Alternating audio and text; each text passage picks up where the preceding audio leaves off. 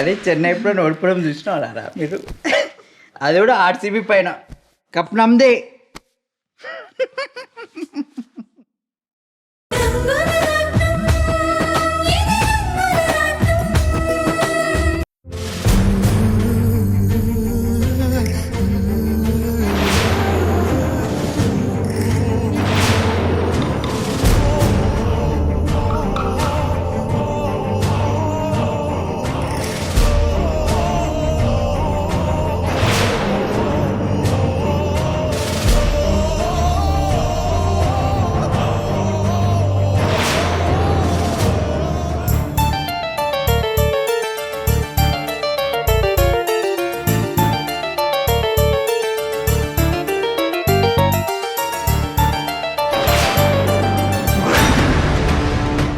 నమస్కారం సార్. నమస్కారం. Welcome sir. Thank you. ఆలస్యమయ్యానా? అయ్యో అదేం లేదు సార్, మీరు ఎంతో బిజీగా ఉండి కూడా మా గురించి టైం కేటాయించారు. అదే మాకు చాలా సంతోషంగా ఉంది. రండి సార్, రండి. రమ్మా.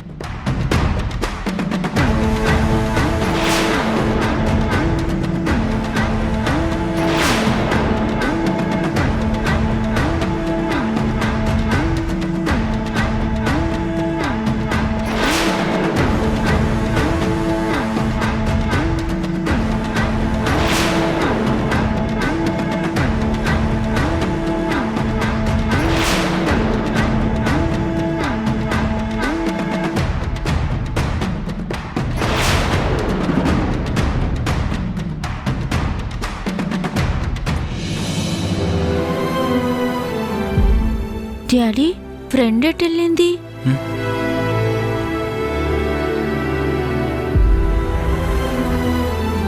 ఫ్రెండు ఫ్రెండు తను ఇంతవరకు ఇక్కడే ఉంది కదమ్మా.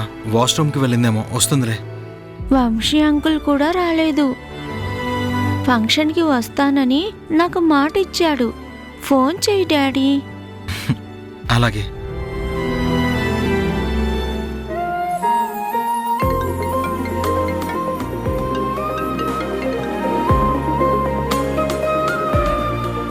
Hi bro.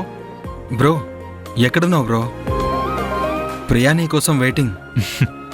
ఆన్ ది వేలోనే ఉన్నాను బ్రో. 10 minutesలో అక్కడ ఉంటాను. ఫంక్షన్ స్టార్ట్ అయిందా? ఇంకా లేదు, కానీ తన అవార్డు తీసుకునే టైంకి నువ్వు ఇక్కడ ఉండాలి. తప్పకుండా బ్రో, వస్తున్నాను. Okay bro. ప్రియా, మీ అంకుల్ వస్తున్నారు ప్రియా. ఓకే.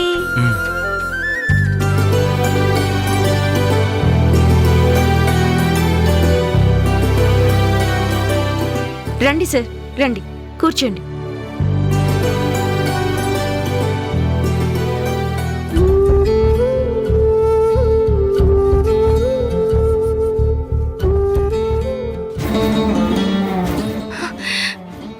వీళ్ళు ఇక్కడికి వచ్చారేంటి? శంకర్ సార్ చీఫ్ గెస్ట్ అని తెలిస్తే అసలు నేను ఈరోజు ఇక్కడికి వచ్చేదాన్నే కాదు. ఇప్పుడు నన్ను ఇక్కడ చూసారంటే నా గురించి చాలా చులకనగా మాట్లాడతారు. కళ్యాణ్ గారికి నేనెవరో తెలిసిపోతుంది. ఆయన ముందు నన్ను అవమానిస్తూ మాట్లాడితే నేను తప్పుడు మనిషి అని కళ్యాణ్ గారు అనుకుంటారు. ఈ పరిస్థితిలో నేను వాళ్ళకి ఎదురుపడకూడదు. ఇక్కడ విచ్చేసిన పిల్లలకి, వాళ్ళ పేరెంట్స్కి సుస్వాగతం. మన స్కూల్కి సిటీలో చాలా మంచి పేరుంది. ఇక్కడ చదువుతో పాటు డిసిప్లిన్ కూడా బాగుంటుంది అని.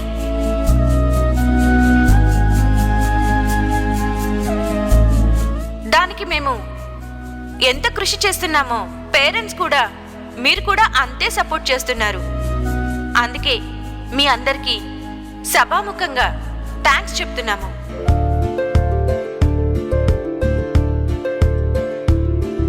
మనం ప్రతి సంవత్సరం యాన్యువల్ డేకి గొప్ప వ్యక్తుల్ని చీఫ్ గెస్టులుగా ఆహ్వానిస్తున్నాము. దానికి ఒక కారణం ఉంది. నేటి పిల్లలే రేపటి పౌరులు. వాళ్ళకి ఆదర్శవంతమైన వ్యక్తులు, సమాజాన్ని ప్రభావితం చేసే వ్యక్తులైతే వాళ్ళ ప్రభావం పిల్లల మీద కూడా పడుతుంది. అందుకే అలాంటి వ్యక్తులని మనం చీఫ్ గెస్ట్లుగా పిలిచాం. ఈ సంవత్సరం ప్రముఖ వ్యాపారవేత్త అయిన శ్రీ శంకర్ ప్రసాద్ గారిని మనం ఆహ్వానించాం. ఇప్పుడు శంకర్ ప్రసాద్ గారు పిల్లలకి తమ సందేశాన్ని ఇస్తారు. Thank you so much. పిల్లలు, అందరికీ విద్య అనేది చాలా అవసరం. విద్యతో సంస్కారం వస్తుంది.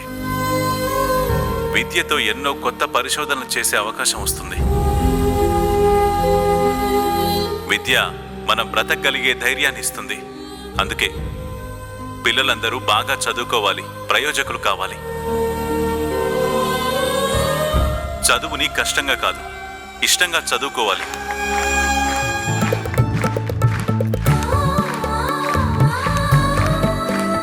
సార్, ఎస్ఏ రైటింగ్లో ఈసారి అమ్మ గురించి రాయమని మేం టాపిక్ ఇచ్చాము. దాదాపుగా 255 మంది పిల్లలు అమ్మ గురించి వ్యాసం రాశారు. కానీ ప్రియా అనే ఒక అమ్మాయి తల్లి గొప్పతనం ఏంటో చాలా బాగా రాసింది. అందుకే ఆ అమ్మాయికి ఫస్ట్ ప్రైజ్ ఇస్తున్నాము. అమ్మ జ్ఞాపికని మీ చేతుల మీదుగా ఇవ్వాల్సిందిగా నేను మిమ్మల్ని కోరుకుంటున్నాను sir. Priya, please come to the dais.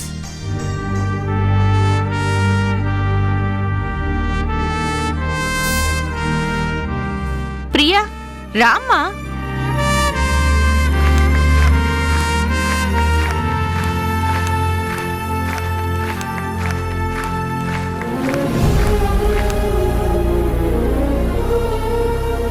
అమ్మ గురించి చాలా గొప్పగా చెప్పావంట కదా, ఎవరు చెప్పారు? మీ అమ్మ చెప్పిందా? మా అమ్మ నన్ను వదిలేసి దేవుడి దగ్గరికి వెళ్ళిపోయింది తాతయ్య.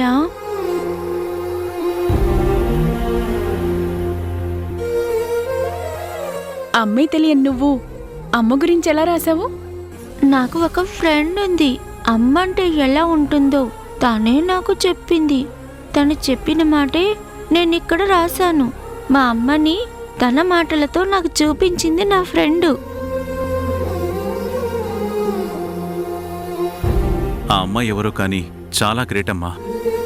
తను నీతోనే చదువుతుందా?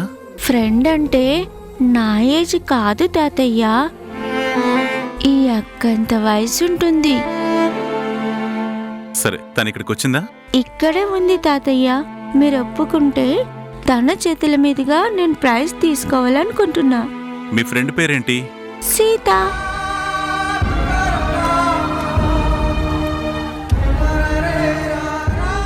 సీత. ఏమైంది తాతయ్య? ఆ, మా ఇంటి దేవత పేరు కూడా సీతేనమ్మా. తను మాకు దూరమైంది.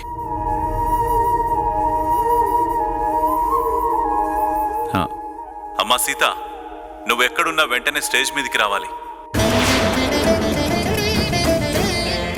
Sita, please come to the dance. ఎక్కడున్నా నువ్వు వెంటనే స్టేజ్ మీదకి రావాలి. నన్ను క్షమించు ప్రియా, నేను అక్కడికి రాలేను, వాళ్ళకి ఎదురు పడలేను. ఇప్పుడు నా గురించి ఇంత గొప్పగా మాట్లాడుతున్న వాళ్ళు నన్ను చూస్తే ఎలా మాట్లాడతారో నాకు తెలుసు.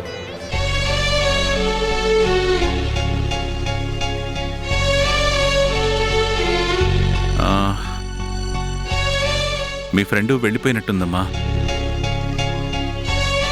ఇదిగోండి సార్. కంగ్రాచులేషన్స్. తీసుకోమ్మా.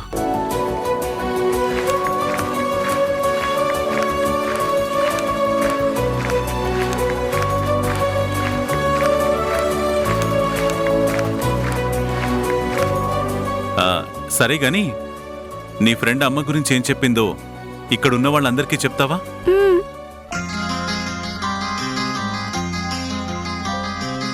ఎవరు రాయగలరు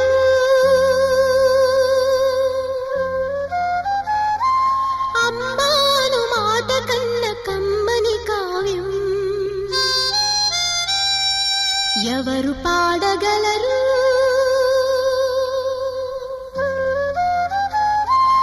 అమ్మ అనురాగం కన్న తీయని రాగం?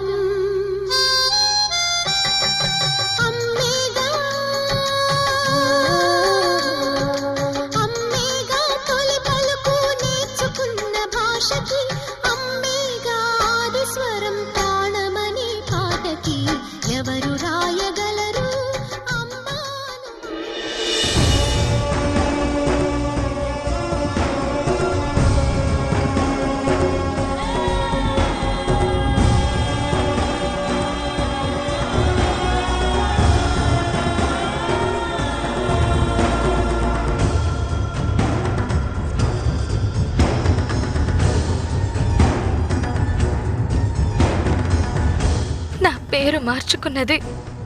నాకు ప్రాణమైన అక్క కూడా దూరమై బ్రతుకుతున్నది.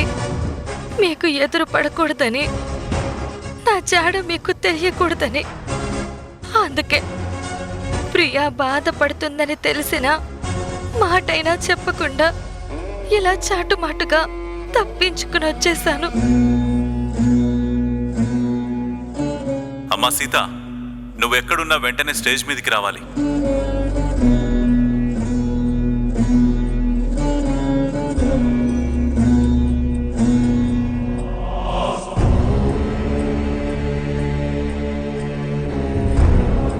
అదేంటమ్మా, అప్పుడే ఫంక్షన్ అయిపోయిందా, వచ్చేసావు? ప్రియా ఏది? వాళ్ళు రాలేదు తెలుసమ్మా, నేనే వచ్చేసాను. నువ్వొచ్చేసావా? ఎందుకు? హాస్పిటల్ నుంచి ఫోన్ వచ్చింది. అక్కడికి వెళ్ళి పని చూసుకుని ఇంటికే వచ్చేసాను.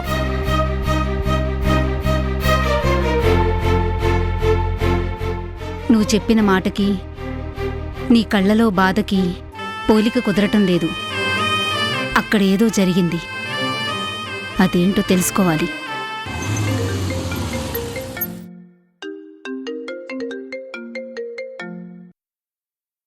హలో ఎస్ఐ గారు, ఏమైనా తెలిసిందండి? లేదు సార్, అన్ని పోలీస్ స్టేషన్లకి ఈ ఫొటోస్ పంపించాను. శంషాబాద్ పరిసర ప్రాంతాల్లో నేను కూడా ఎంక్వైరీ చేస్తున్నాను. ఎప్పుడో తప్పిపోయిన వాళ్ళు కదా, దొరకడానికి కొంచెం టైం పడుతుంది. అప్డేట్ రాగానే నేనే వచ్చి మిమ్మల్ని కలుస్తాను. ఎప్పుడెప్పుడు తనను చూస్తానని కళ్ళు కాయలు కాసేలా ఎదురు చూస్తున్నాను. ఇన్నాళ్ళు తన జాడ తెలియక తనను వెతకలేకపోయాను.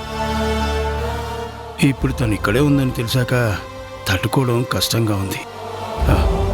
వీలైనంత తొందరగా తను ఎక్కడుందో వెతకండి. అలాగే సార్.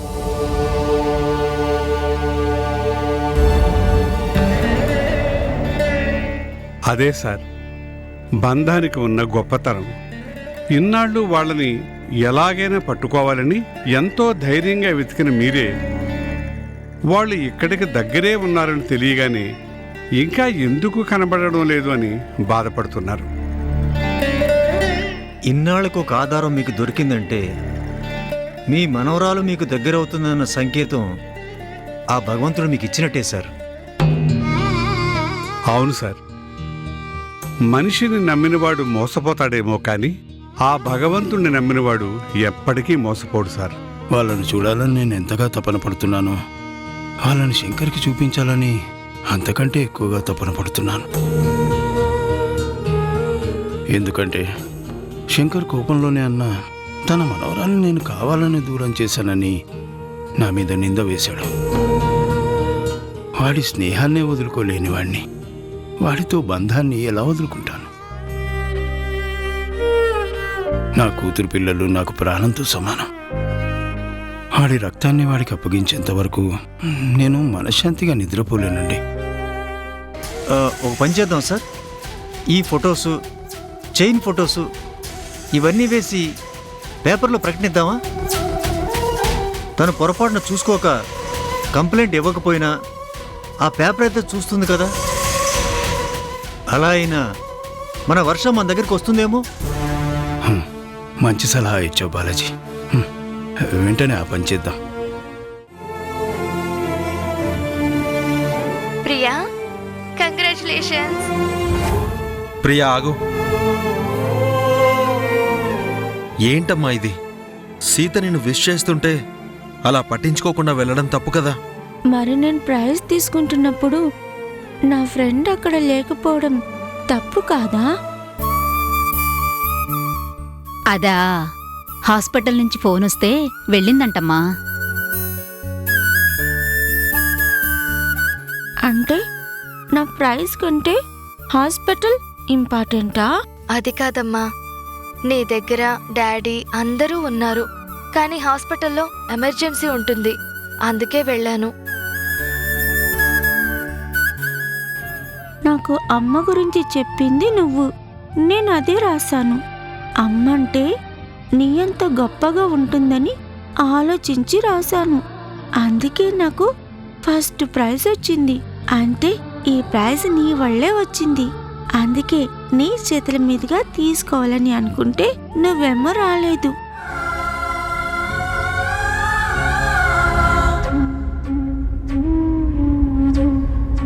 ప్రియా, నేను నీకు అమ్మ గురించి చెప్తే అది అర్థం చేసుకుని రాసావు.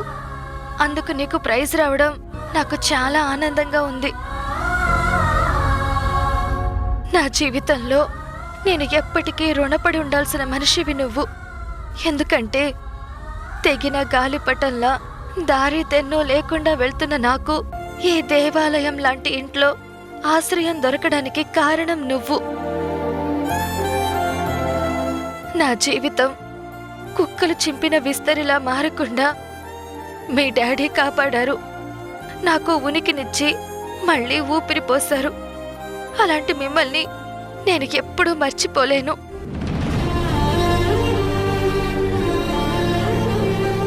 నువ్వు ప్రైజ్ తీసుకునే సమయానికి నేనక్కడ ఉండకపోవడానికి చాలా కారణాలున్నాయి. అదేంటో నీకు చెప్పలేను. అర్థం చేసుకునే వయసు కూడా నీది కాదు. ఒక్కటమ్మా, నేను నిన్ను బాధ పెట్టానంటే నీకన్నా 100 రెట్లు నేను బాధని అనుభవిస్తున్నానని నువ్వు అర్థం చేసుకో. దయచేసి నన్ను క్షమించమ్మా.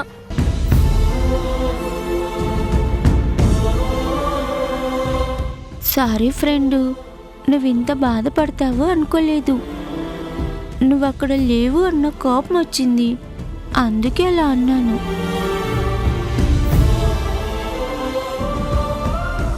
ఫ్రెండు, అమ్మ గురించి రాస్తే అమ్మ బొమ్మనే ప్రైజ్గా ఇచ్చారు. బాగుందా?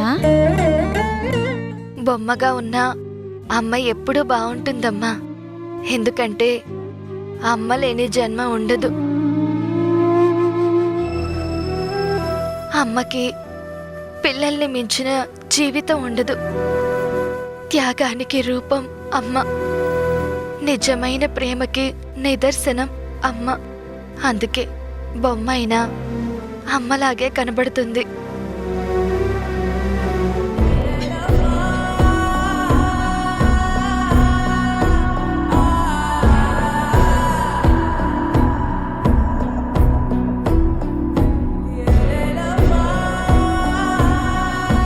అమ్మ ప్రియా,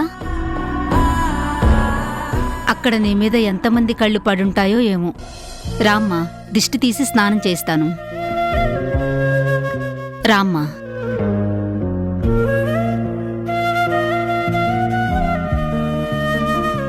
సీత, ఒక నిమిషం.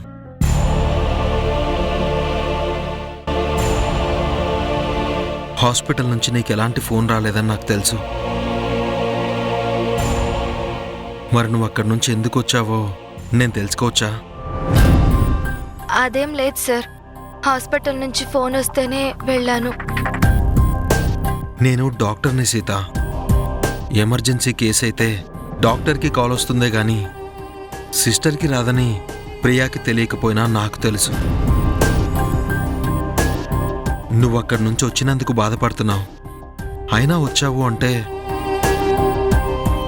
దాని వెనకాల ఏదో బలమైన కారణం ఉందని నాకు అర్థమైంది. అదేంటో చెప్పు. చెప్పుకునే పరిస్థితే ఉంటే నేనక్కడి నుంచి వచ్చి ప్రియాని బాధ పెట్టేదాన్ని కాదు. నా జీవితాన్ని ఎవ్వరితోనూ పంచుకోలేను. నా గతాన్ని ఎవ్వరితోనూ చెప్పుకోలేను. అందుకే ప్రియాని ఎప్పటికీ వదిలి వెళ్ళను అని మీకు మాటిచ్చాను. నాకు ఇంత సహాయం చేసిన మీరు ఎందుకు వచ్చేసావు అని అడిగినా ఆ మాటకి సమాధానం చెప్పలేకపోతున్నాను. సహజంగా ఆడది తప్పు చేసినప్పుడే సమాధానం చెప్పలేదు అనుకుంటారు. కానీ నేను దయవల్లా భావించే మీ మీద ఒట్టేసి చెప్తున్నాను సార్, నేను తప్పు చేసిన మనిషిని కాదు సార్. తప్పక ఎలా అజ్ఞాతవాసం అనుభవిస్తున్న మనిషిని. చూడు సీత, తప్పు చేసిన వాళ్ళు ఎలా ఉంటారో, తప్పనిసరి పరిస్థితుల్లో నీలా బ్రతుకుతున్న వాళ్ళు ఎలా ఉంటారో ఆ మాత్రం తెలియని వ్యక్తిని కాదు. నిన్ను బాధ పెట్టి ఉంటే క్షమించు. నీ బాధని తీర్చగలను అని నువ్వు అనుకున్న రోజే నువ్వే వచ్చి నాకు చెప్పు. అంతవరకు నీ గతమేంటని నేనే కాదు, ఈ ఇంట్లో ఎవరు అడగరు.